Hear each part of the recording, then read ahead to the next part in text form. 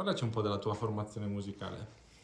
Allora, la mia formazione musicale è abbastanza variegata e diciamo anche un po' irregolare, perché io ho iniziato da ragazzino a suonare la batteria, insomma, in vari contesti, rock, pop, anche qualcosa di jazz, poi ho approfondito qualcosa di chitarra e di pianoforte con maestri privati e poi successivamente mi sono sempre come autodidatta cimentato nella composizione. Poi certo ci sono state delle figure che mi hanno anche guidato in quello, però comunque fondamentalmente diciamo la mia formazione è quasi completamente da autodidatta, anche se poi mi sono dovuto comunque scontrare con delle cose appunto che si studiano al conservatorio come contrappunto e armonia, insomma ho cercato comunque di non saltare certi passaggi che comunque secondo me vanno fatti, perché comunque è vero che siamo in un'epoca moderna, però comunque le basi del contrappunto e dell'armonia secondo me è giusto conoscerle. Poi certo, ovviamente avrò delle lacune, però diciamo per le cose che interessa fare a me, insomma, credo di essermi formato sufficientemente. Quali sono i tuoi maestri di riferimento in questo percorso? Maestri di riferimento, beh, diciamo persone con cui ho avuto modo, diciamo, di avere degli scambi, sia, diciamo, epistolari tramite internet, così, ma anche persone appunto che ho avuto l'occasione di incontrare personalmente. Sono sicuramente Ugo Spanu, che è il direttore anche del coro dove canto, con cui appunto ho avuto modo di approfondire qualcosa anche riguardante la polifonia vocale. E poi altri compositori che diciamo ho incontrato anche qui in zona, appunto come Giuseppe D'Amico, sicuramente è stato un punto di riferimento per me e lo è tuttora, anche perché è una persona di eccezionale talento e sicuramente un suo parere per me è importante. E poi sì, ce ne sono stati anche tanti altri pure precedentemente che mi hanno comunque dato delle dritte, insomma, persone anche che non ho mai incontrato personalmente, ma con cui ho avuto degli scambi epistolari, molti anche stranieri, tramite il sito di MuseScore, dove caricavo i miei primi lavori e mi hanno comunque dato delle dritte, delle aggiustate, insomma, a, a dei lavori che avevo fatto io, insomma. Vabbè. Parlaci un po' della tua estetica, di come lavori. Beh, la mia estetica è abbastanza variegata, nel senso che mi definirei eclettico sicuramente, perché comunque molti lavori, insomma, sono, come si può dire, tardoromantici o comunque di impostazione abbastanza classica.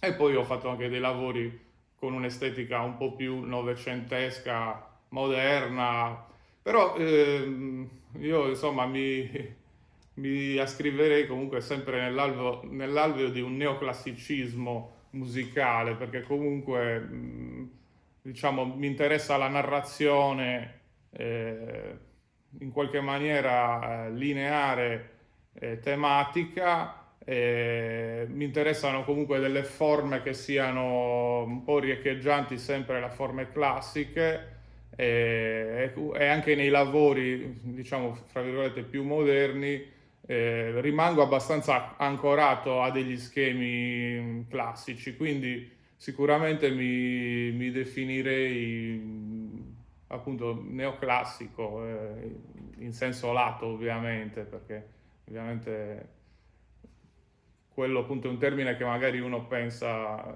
esclusivamente, che ne so, Stravinsky, queste cose qui, però e io lo utilizzo in senso molto lato perché poi ci sono delle cose mie che appunto sono sicuramente più un tardo romantico come stile, però diciamo il neoclassico è un termine che al giorno d'oggi, in epoca postmoderna, diciamo secondo me riassume bene un po' la mia estetica musicale. A parte di Stravinsky, che sicuramente è il compositore che è di riferimento per il neoclassicismo, ma ci sono dei compositori che sono la base del tuo lavoro del passato che reputi imprescindibili? Beh, io sinceramente non potrei fare a me, cioè non credo che mi sarei appassionato neanche così tanto alla composizione se non fosse stato per Schubert, per esempio, che per me è proprio un ideale assoluto di cosa dovrebbe essere un compositore, ma non perché abbia degli strumenti tecnici migliori di altri, ma semplicemente perché ha un'immediatezza che appunto me lo fa ammirare in particolar modo. Poi ovviamente per quanto riguarda invece il lato più tecnico e più contrappuntistico, sicuramente Bach, perché appunto è l'alfa e l'omega, diciamo, di tutto quel genere musicale. Anche poi, però, devo dire che ci sono anche dei compositori precedenti a Bach che amo molto, che sono Frescobaldi, ma anche Parcel, insomma, ci sono comunque dei compositori anche antecedenti di cui ammiro proprio la perizia contrappuntistica e appunto la padronanza della materia musicale. Invece parliamo dei compositori contemporanei. Senti di appartenere a un tipo di scuola corrente? C'è qualche compositore che segui e che influenza, diciamo, il tuo pensiero? Sicuramente Giuseppe, Sì, di cui hai sì, sì. parlato, Sì, anche se poi in realtà siamo molto diversi, ma anche per un fatto di esperienza, cioè lui ha molti più anni di esperienza di me. Poi un altro che nominerei è Luca Moscardi perché lo ritengo veramente un compositore interessante e anche molto affine per certi versi a come concepisco la musica io. Però appunto non parlerei di scuola perché ognuno poi ha una sua identità personale, anche se per esempio un mio lavoro che tu appunto hai suonato, essendo dedicato a Giuseppe, era anche un po' ispirato ad alcune sue cose, ma sempre in una maniera diciamo mia personale, non era un tentativo di scrivere nel suo stile, che per me poi comunque risulterebbe anche molto difficile da imitare, perché insomma anche ha dei dettagli complessi, insomma, che non sono così facilmente riproducibili. E, insomma, quindi sicuramente qualche influenza c'è, però io di norma credo di lavorare in maniera molto diversa, specialmente da come lavora Giuseppe, a parte che lui è è una macchinetta, diciamo, e sforna roba in quantità industriale, io invece eh, sono un pochino, sono molto più lento, molto più discontinuo anche, credo, nel tempo che dedico alla composizione. Eh, poi sicuramente qua in Sardegna c'è anche Roberto Piana, che è un compositore degno di nota, che seguo con interesse. Poi anche tu, effettivamente, credo che sei uno da tenere sott'occhio e che, specialmente per quanto riguarda l'elaborazione comunque della musica sarda, e questo genere di cose qui, hai fatto anche tu delle cose interessanti, insomma. a proposito di musica sarda, sì, hai un legame con la musica popolare della Sardegna? Ti ha influenzato l'ambiente in cui Sì, in maniera credo superficiale, perché comunque io essendo nato ad Alghero, come si può vedere, pur essendo di origini, fra virgolette, sarde, perché anche gli algheresi sono sardi, sebbene qualcuno dica il contrario. E, insomma, ho sicuramente assorbito qualcosa della musica sarda. Eh, Non c'è tantissimo forse in molti miei lavori del passato perché sono molto, diciamo, nordici come ispirazione.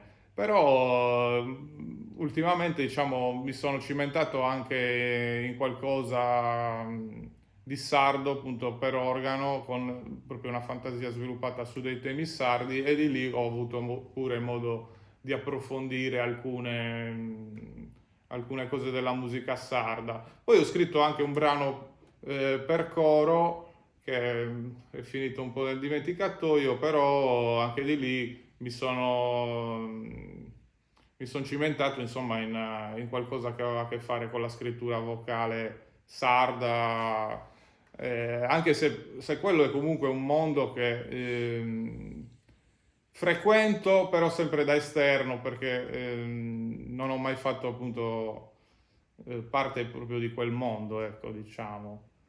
Ma lo ritengo interessante e credo che per esempio anche compositori come Porrino, che hanno, diciamo, frequentato la musica folcloristica sarda e hanno ripreso alcune cose, abbiano fatto un'opera meritoria che merita comunque di essere ancora approfondita, insomma. Porino quindi è un autore da riscoprire, secondo te? Sì, decisamente. Perlomeno, cioè qui noi in Sardegna un po' ci siamo dimenticati che è esistito, secondo me. O perlomeno ha avuto così qualche momento di riscoperta, però non è entrato realmente comunque nei repertori come secondo me merita invece di esserci. C'è qualche lavoro di Porrino, secondo te? Ce ne sono diversi, ma ho sentito recentemente una sua sonata per Una sorta pianoforte. drammatica. Esatto. Quella la ritengo molto molto interessante, ma poi anche a suo tempo qualcuno fortunatamente ha pensato di riregistrare l'opera Isciardana, che comunque secondo me, da quello che ho sentito, era un lavoro lo stesso molto interessante, appunto anche di lì poi con influenze ovviamente identitarie, anche visto il soggetto che trattava. eh, insomma, spero che in futuro insomma, si smuova qualcosa di più rispetto a questo autore. Mi vengono in mente altri autori magari ancora poco conosciuti. In Sardegna, per esempio, c'è stato Lau Silesu, no? Che Roberto ha riscoperto. Lui ha fatto tra l'altro delle variazioni sul tema del ghero, molto belle che Ah. Roberto ha suonato in maniera ineccepibile. Cioè, tu vuoi spendere qualche parola su questo autore o su altri autori magari poco conosciuti, sardi o... Ma sì, beh, l'Ausilese lo ritengo lo stesso molto valido, molto interessante. E fra l'altro non sapevo di questo tema qua di Alghero, andrò a sentirmelo. Poi sì, ho sentito altre cose appunto anche Roberto ha meritoriamente ripreso. E, sicuramente è un autore interessantissimo anche lui, anche se ovviamente è legato a un'estetica appunto più tardo ottocentesca rispetto a Porrino, insomma, vabbè, sono di due periodi diversi, due esperienze diverse, però comunque si sente sicuramente in entrambi i casi un talento eccezionale, appunto che eh, meriterebbe una riscoperta anche fuori dai nostri confini regionali, ecco, quello sicuramente. Parlavi del tuo amore nei confronti dell'estetica del nord, no? E quindi il Lied, ad esempio, la romanza senza parole, che è un po' la base del lavoro che ho registrato, che è presente nel primo volume di compositori sardi contemporanei. Vuoi dire qualcosa su questo piccolo gioiello che ho eseguito e magari anche poi andare avanti su altri brani che sono stati eseguiti più recentemente da parte mia? Sì, allora, dunque, quel brano lì nasce così, in maniera abbastanza spontanea. Io appunto, come ho detto prima, un compositore che mi ispira tantissimo è Schubert, ma anche Mendelssohn in questo genere qua di romanze strumentali, appunto Lieder ohne Worte, come dicono loro. E sicuramente è un tipo di composizione, di estetica che mi ispira molto perché appunto mi piace il fatto melodico, mi piace comunque anche la complessità armonica che comunque sviluppano nel giro di pochi minuti, insomma ci sono delle modulazioni particolari. È, è comunque un'arte che spinge all'essere sintetici in qualche maniera, forse perché insomma non sono versatissimo nei lavori grandi, anche se comunque ho scritto qualcosa di esteso pure in passato. E mi ci ritrovo abbastanza, cioè mi piace iniziare un lavoro e finirlo in breve tempo, quindi è una forma a cui sono particolarmente legato, insomma, forse anche per una predisposizione così al volere qualcosa in mano subito.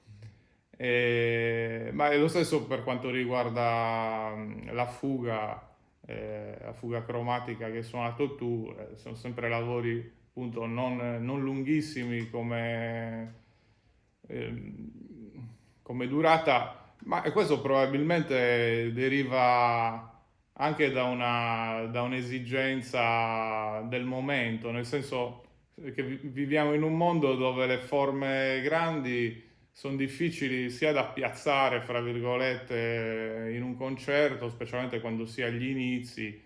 Quindi avere dei brani ridotti può aiutare perché comunque ci vuole anche meno tempo da parte dell'interprete per studiarli e anche perché il pubblico molto spesso è facile ad annoiarsi con dei lavori più lunghi perché appunto viviamo in un momento temporale eh, in cui è tutto, diciamo, compresso, tutto, la gente vuole tutto e subito, ecco, diciamo così. C'è in qualche modo un rapporto con l'ambiente che vivi, quindi albergo, il mare, o ti ispira un po' i tuoi lavori, indirettamente o Ma, direttamente? credo che mi ispiri lo stile di vita sicuramente molto rilassato, specialmente d'inverno, dove non ci sono comunque tantissime distrazioni, quindi c'è un po' un rapporto di meditazione, insomma, con la natura, col mare. Poi certo d'estate diventa una città turistica e c'è anche comunque un po' più di vivacità culturale che non è male, nel senso comunque si vedono dei concerti, si conoscono delle persone, anche quello ha una sua valenza, pur senza muoversi da qui, qualche volta insomma riesce ad incontrare qualche persona, qualche musicista, qualche artista, insomma è sempre una cosa che non è da dare per scontata in Sardegna perché siamo un po' tagliati fuori, ecco, diciamo, dal mainstream dello spettacolo in generale, insomma. Sì, però questo essere tagliati fuori ha anche generato, questo lo sto constatando con il mio lavoro, una realtà, in realtà anche unica e, diciamo eh, anche quantitativamente oltre che qualitativamente importante. Sì, sì, Cioè, gli autori che lavorano in Sardegna sono tantissimi e forse poco conosciuti ancora. certo. No, ma Eh, infatti dico, ha i suoi pro e i suoi contro perché anche la nostra musica folcloristica testimonia che l'isolamento ti porta comunque a un'originalità e anche a una varietà perché rispetto comunque al fatto che siamo un territorio abbastanza contenuto, ci sono tante forme di musica folcloristica molto, molto diverse fra di loro, quindi questo eh, fa ragionare sul fatto che comunque anche all'interno della Sardegna c'è probabilmente ci sono delle micro realtà che comunque sono quasi autonome o che comunque si muovono senza per forza di cose comunicare fra di loro. Ma questo appunto, come hai detto tu, può essere un bene perché crea varietà, crea autenticità anche. Sì, non solo musicale, ma anche arti figurative, no? Mi viene in mente un brano che è scritto, ispirato a un mio lavoro pittorico, e poi qua alle spalle abbiamo un lavoro di Puglia. Vuoi dirci qualcosa sull'arte figurativa che magari può essere un... Ma sì, io effettivamente non sono affatto un esperto, però ovviamente ho dei miei artisti preferiti che sicuramente mi hanno anche ispirato in alcuni lavori, ma poi anche per quanto riguarda, non solo per l'arte figurativa, ecco, in questo sono diciamo molto vicino ai romantici. Anche alcuni miei lavori sono ispirati a dei lavori letterari, appunto ne ho fatto uno su Kafka, un poema sinfonico su Kafka che è dedicato a Gospanu, oppure un altro su Edgar Allan Poe. E anche comunque la fuga cromatica che hai suonato tu, insomma, era un po' ispirata anche a Bruegel, a questi autori comunque antichi che però hanno un qualcosa di moderno e anche di inquietante, come appunto ho ritrovato nel tuo quadro, ho trovato insomma, una forza comunicativa nell'immagine che mi ha ispirato un po' il lavoro che appunto ho scritto per te e che spero che sentirò presto, perché anche quello lì è così in attesa, in stand by. Vogliamo salutarci dicendo qual è la tua visione del futuro della musica? Va bene. Allora, la mia visione del futuro della musica non è, devo dire la verità, sono un po' pessimista, nel senso che vedo che perde terreno rispetto ad altre arti perché appunto eh, non ha più, manca molto l'immediatezza ehm, che invece altre arti hanno, specialmente poi se la si affianca al cinema, al video, passa sempre in secondo piano. Ecco, per me sarebbe ideale che comunque recuperasse un primato che secondo me ha perso rispetto alle altre arti, comprese appunto quelle figurative, specialmente quelle che ormai dominano in tutti i campi, che sono proprio quelle visive, diciamo, cinematografiche in senso lato, perché poi ormai il cinema non è solo andare al cinema a vedere un film, ma è anche il video su YouTube, il videoclip e tutte queste altre forme appunto di comunicazione visiva. Grazie. Prego.